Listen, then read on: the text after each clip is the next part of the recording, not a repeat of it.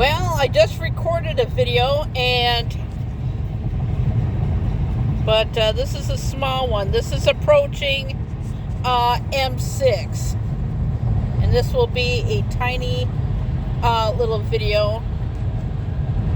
But yeah, this is M6.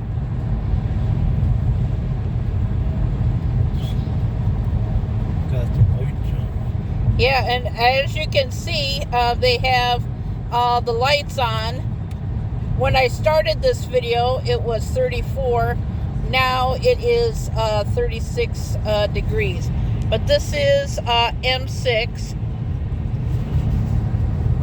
It's lightened up since the last time I recorded, but you can see something really cool in the distance there. But yeah, that's M6.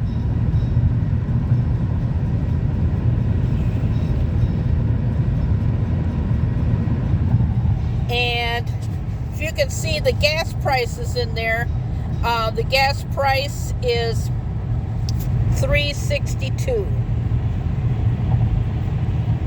I think you should be able to pick that up. But yeah, it's $3.62. This is in Cutlerville now. And now it's starting to snow again, but I'm going to end the video here.